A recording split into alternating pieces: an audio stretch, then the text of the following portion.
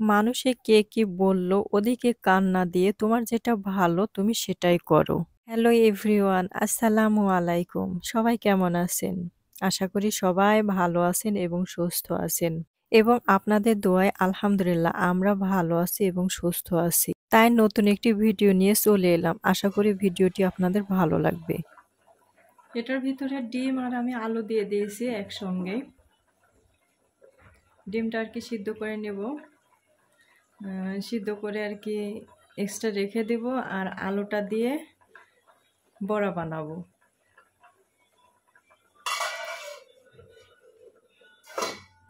ঢাকনাটা দিয়ে রাখলাম ভালোভাবে সিদ্ধ হোক।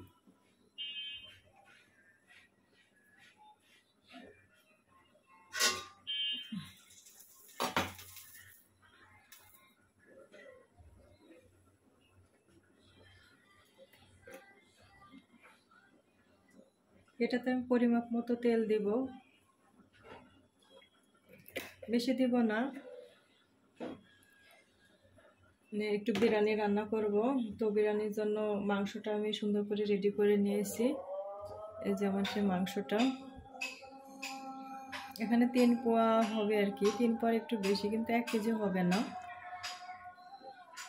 তো এটার জন্যে আর কি আমি পরিমাপ মতো এখন পেঁয়াজ দিয়ে দেব।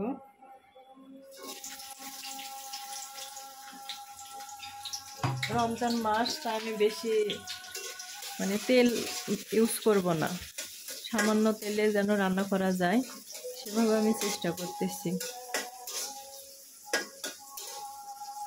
কারণ আমার যেমন খারাপ লাগে তেমন সকলেরই খারাপ লাগে,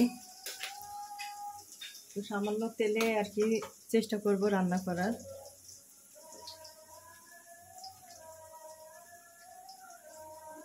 হ্যাঁ, এখন এই তেলের মধ্যে আমি দিয়ে দেব কিছু মশলা, মাংসেরই মশলা, এলাচ আছে, লবঙ্গ আছে, দারুচিনি আছে আর তেজপাতা আছে। যাই হোক এগুলো আমি অ্যাড করে দিই।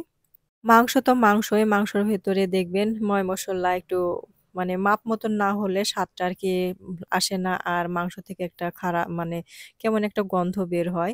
আর মসল্লা পরিমাপ মতো হলে তখন ওই গন্ধটা আর কি লাগে না। মাংসের স্বাদটা আলাদা আসে। তো এখানে আমি পিষে নিছি ওই মসল্লাগুলা, মসল্লা পিষে নিছি, আদা, জিরা দিয়ে পিষে নিছি, সেগুলো আমি দিয়ে দিলাম পরিমাপ মতন। আর সঙ্গে একটু মানে সেই পরিমাপ মতো লবণটা এড করে দিচ্ছি। দিয়ে এখন ভালোভাবে আমি একটু নাড়াচাড়া করতেছি। চুলার জালটা যদিও নরমালে রাখছি। আর এদিক দিয়ে সেই মসল্লাটা ভালোভাবে আমার একটু ভাজা, ভাজা হইছে। এখন আমি দিয়ে দিচ্ছি মরিচের গুঁড়া। মরিচের গুঁড়াটা আমি বেশি দিব না, সামান্য দিব, কারণ বাচ্চারা খাইতে পারে না। আর রমজান মাস, ঝাল বেশি হলে অবশ্যই ক্ষতি।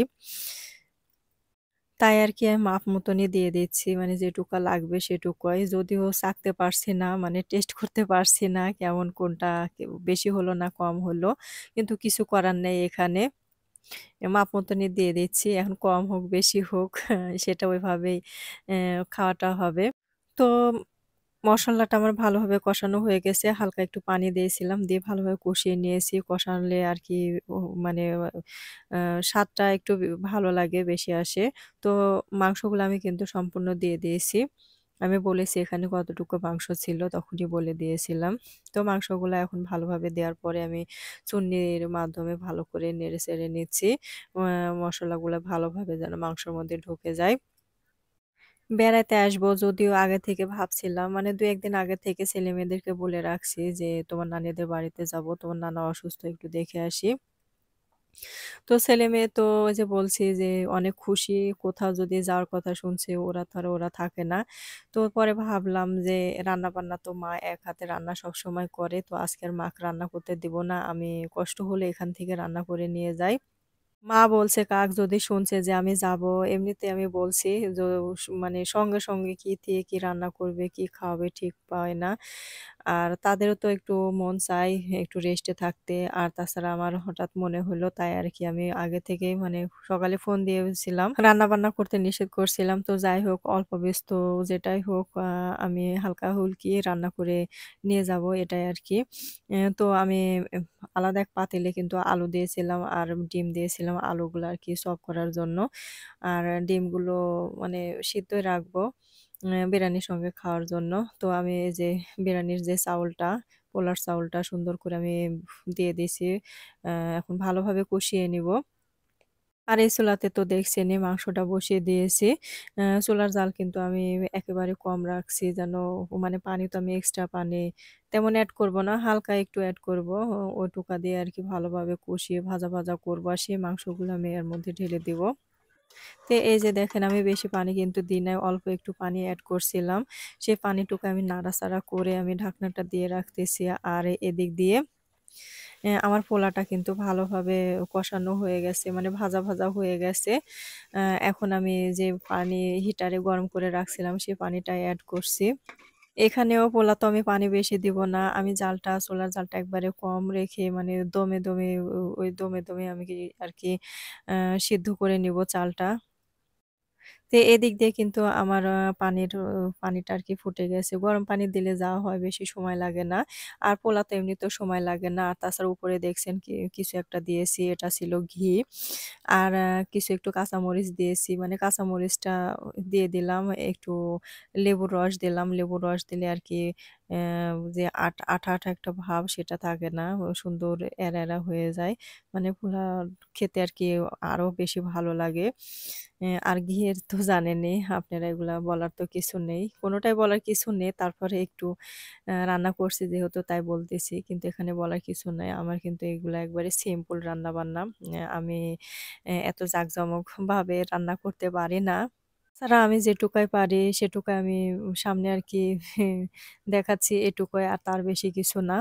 আর তাছাড়া একটা কথা আছে নিজে ভালো হোক না খারাপ হোক মানে ভালো হলেও বলতে হয় যে আছি মোটামুটি মানে রান্নাবান্না হোক এত বলতে হয় না যে আমি খুব পারি, আমি খুব আমার হাতের রান্নাবান্না স্বাদই ওই এত কিছু বলতে হয় না। এটা এমনিতেই প্র্যাকটিক্যাল প্রমাণ পাবে যারা খাবে, যারা আপনার সাথে চলাফেরা করবে তারাই বুঝতে পারবে। নিজের প্রশংসা কখনো নিজে করতে হয় না। আমিও তেমনটা করতে চাই না। মানুষ বিয়ে-শাদী হইছে, রান্না-বান্নাই কিন্তু মূল। রান্না করি, এখন ভালো হোক, মন্দ হোক, সবাই খায় এ পর্যন্তই। আর তাছাড়া আমি বলেছি আমি খুব সিম্পল, আমি ওরকম গর্জিয়াস কিছু না। মানে কিছু দেখানোর মতনও না, কিছু মানে ওরকম চাকচিক্য করে চলার মতনও না। আমি কিন্তু খুব সিম্পল। তো এদিক দিয়ে দেখেন আমার বিরিয়ানিটা কিন্তু মোটামুটি মাশাআল্লাহ হয়ে গেছে। বিরিয়ানির মসল্লা কিন্তু আমি উপর দিয়ে দিয়ে দিছি। এখন ভালোভাবে আমি নাড়িয়ে-চাড়িয়ে নিচ্ছি। ছুরির সাহায্যে যে নাড়াচাড়া করছি আমি উলটপালট করছি যেন মাংস এবং মসল্লা, বিরিয়ানির মসল্লাটা সুন্দরভাবে এড হয়ে যায়। রান্না করছিলাম আর আল্লাহ, আল্লাহ বলতেছিলাম যে আল্লাহই জানে ঝাল, তারপরে নুন এগুলা সব ঠিক আছে নাকি? তো কি হবে না হবে ওটাও একটু ভাবছিলাম। আমি এখন এই যে মাছটা ভেজে নিচ্ছি। আমি কিন্তু কিছু, কিছু মানে রান্না-বান্না করছি অফ ক্যামেরাতে কিছু, কিছু রান্না কমপ্লিট করেছি। সবগুলা দেখানো তো সম্ভব না। অনেক মানে সময় চলে আসবে। তাই আমি শর্ট করেই দেখানোর চেষ্টা করছি। তো এদিক দিয়ে আমি মাছটা ভালোভাবে ভেজে নিচ্ছি। এই মাছটা দিয়ে আমি শসা দিয়ে আরকি মাখা, মাখা আরকি ঝোল করব। বেশি করব না, মাখা, মাখা করব। শসাটা অবশ্যই আপনাদের সবার শরীরের জন্যে উপকার শসাটা। আর বিশেষ করে রমজান মাস তরকারি খেলে আরো বেশি ভালো হয়। শরীরটা ঠান্ডা থাকে, ভালো লাগে আরকি। তাই এই মাছগুলা ভেজে আমি শসা দিয়ে হালকা ঝোল করে রান্না করেছি অফ ক্যামেরাতেই। আর এদিক দিয়ে যে দেখেন ওই যে বললাম যে যাবো মাদের ওখানে তো চলে আসছিলাম। তো এখানে আসার পরে মা কিছু শসা কাটছে, তরমুজ তারপরে আমি বলছিলাম কিছু রান্না করতে হবে না। তারপরে ছোলা ছিল, ছোলাগুলো আবার গরম করছে। তো আমি এদিক দিয়ে আবার কিছু ইফতারের আয়োজন করছি। মানে ইফতারটা রেডি করতেছি। এখানে মুড়ি মাখাবো। তো আমি কিছু আশাকলে পেঁয়াজি নিয়ে আসছিলাম, ছোলা নিয়ে আসছিলাম, এটা ওটা নিয়ে আসছিলাম। তো ওগুলাই আমি রেডি করে নিচ্ছি। আর পেঁয়াজিটা আমি যদিও বাসায় বানাই নিয়ে যে দেখেন বাজার থেকে কিনলে যা হয় পেঁয়াজি বাজার থেকে নিছি এই এটা মনে হচ্ছে ফেসি বলে, মানে যেটারই হোক কেমন ইয়ার মতন ফেসি। তো বাজার থেকে আমি জিনিস যদিও খাই না, জানি অনেক ভেজাল, অনেক সমস্যা। বাড়িতে একটু স্বাদ কম হলেও পরিষ্কার পরিচ্ছন্ন থাকে, ভালো লাগে। বাজারে গুলা কিন্তু অনেক স্বাদ, কিন্তু এগুলা প্রচুর ক্ষতি। তো এখন কি করার, এখন আমার সময়ও কম ছিল, তাই আমি ঝটপট করে কিছু রান্না করে নিয়ে আসছি। আর মানে পেঁয়াজি, ছোলা কিছু এটা ওটা বাজার থেকে নিয়েছিলাম। তো এখন মাখানোর সময় দেখি এই সমস্যা। তো এখন ওটা আরকি আমি একটু আপনাদেরকে দেখালাম যে বাজার থেকে জিনিস নিলে যা হয়। তো এ পর্যন্ত আমার ভিডিওটির সঙ্গে কে আছেন জানি না। প্লিজ একটা লাইক দিয়ে দিবেন, আর যারা নতুন তারা অবশ্যই একটা সাবস্ক্রাইব করে দিবেন। সাবস্ক্রাইব করে রাখা বেল বাটনের অল অপশনটি প্রেস করে দিবেন। তাহলে আমি ভিডিও যখনই ছাড়বো নোটিফিকেশনটি চলে যাবে, আর আপনি আপনার সময় সুযোগ নিয়ে ভিডিওটি দেখতে পারবেন। আর অলরেডি যারা কাজটি করেছেন তাদেরকে অসংখ্য ধন্যবাদ জানাই। এখানে আমি কিন্তু মাখিয়ে নিয়েছি ছোলা দিয়ে, ভাজা দিয়ে, আর একটু হাতে আরকি কচলে একটু শসাটা আরকি ভেঙে দিচ্ছি। অন্য মাইন্ডে নিবেন না। আমার হঠাৎ করে মনে হলো যে এমন করে দিলে মনে হয় ভালো লাগবে। তো সারাদিন রোজা থেকে মানে কোনটা খেলে ভালো লাগবে, শরীরটা একটু ভালো থাকবে, সুস্থ থাকবে, সেটা আরকি আমাদের চেষ্টা করতে হবে।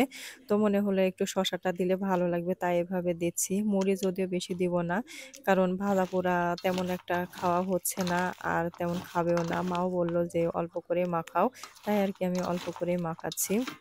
আর এদিক দিয়ে আমার মেয়েটা বাসা থেকে আসলো সুস্থ। এখানে আসার পরে হঠাৎ করে অসুস্থ হয়ে পড়েছে। এতটাই অসুস্থ। রাতে কতবার যে মানে বমি করেছে সেটা বলার মতন না। এখনো প্রায় অসুস্থ হয়ে আছে। তো কিছু খাচ্ছে না। শুধু বলে, "আম্মু আমার পেটে খারাপ লাগে।" তারপরে মাথা খারাপ করে। তো এখন রমজান মাস, মানে বাচ্চা-কাচ্চা দেখা যায় রোজা থাকে না, কিন্তু রোজার কোনো অংশে কম না। ওরা কিন্তু রমজান মাসে তেমন একটা খাইতে চায় না। সারাদিনের ক্ষুধাটা লেগে থাকে, ক্লান্ত শরীর। আর যখন ইফতার করলে বড়রা, তখন দেখা যায় ভাজা পোড়াটার প্রতি বাচ্চাদের আকর্ষণটা বেশি থাকে। তখন এই ভাজা পোড়াটা খেয়ে আরকি বেশি সমস্যা হয়। তো আমার মেয়েটাই হয়তোবা তেমন একটা হয়েছে। তো এখন কি করব বলেন? এটা ওটা দিচ্ছি, খাওয়াচ্ছি। তো আমার মেয়েটার জন্য অবশ্যই দোয়া করবেন। আল্লাহ সুস্থ রাখুক। মানুষের খাওয়া-দাওয়া দিন মনে হয় হারিয়ে যাচ্ছে। মানুষ একসময় এতটাই খাইতো, মানে খাবার যা শুনছি ছোটকালে, আমি শুনছি যে গাবলা নিয়ে বসতো মানুষে খাবার খাইতে। আর এখন মানে ছোট প্লেটে বসে, তারপরেও ভয় পায় যে না এতগুলো ভাত কমিয়ে দেন, মানে খাবার কমিয়ে দেন। মানে সবাই ডায়েট কন্ট্রোল করে। এতটাই নিয়ন্ত্রণে থাকে, তারপরে মানুষ দিন অসুস্থ বেশি হচ্ছে। তো সবাই ভালো থাকবেন। আল্লাহ হাফেজ।